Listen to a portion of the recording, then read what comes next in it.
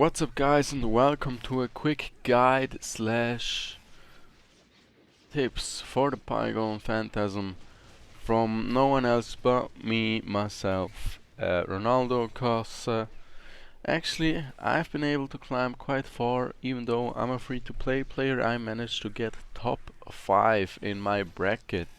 So, and I've got some tips for you guys as well. And starting off with the team building, the basics. Obviously you need a shield breaker, but that's the only thing you really need is a shield breaker. You don't even need a main DPS. You can run double shield breaker if you don't have a main DPS and the buffer like Zubas as you want. But obviously shield breaker DPS buffer would be best, but you can also play DPS double shield breaker or double shield breaker and buffer. For buffer is a Z1, Zubasa, quite nice. Shield breakers, Meryl or King. I personally actually even prefer Meryl over King, cause her skill does so much damage, it's actually insane. And as my main DPS, Samir.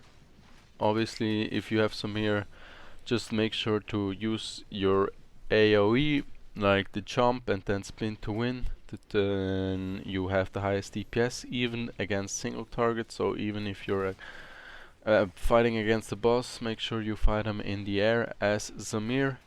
And after you dodge attack and jump into the air, you can jump again to get more height, so enemies won't hit you that well. That's just as a side note for Samir players.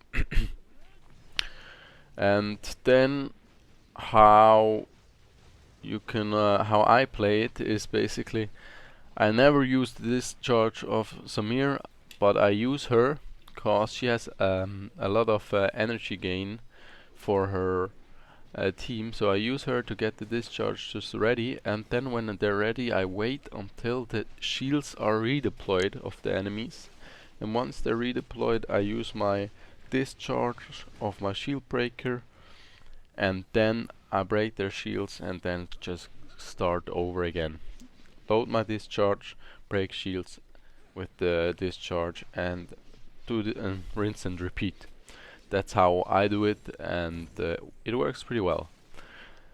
Then the next thing you should do for the Pygone Phantasm is stack all 3 Mia's kitchen buffs, then eat them all at once, and then you will increase your combat power by quite a large margin. Now, last but not least is Relics. You should use combat relics, and such as the Missile Barrage or the Magnetic Storm. So you activate them and you deal some nice extra damage, and they can help you a lot. Missile Barrage doesn't have that much of cooldown, and the Magnetic Storm actually does quite a bit of damage.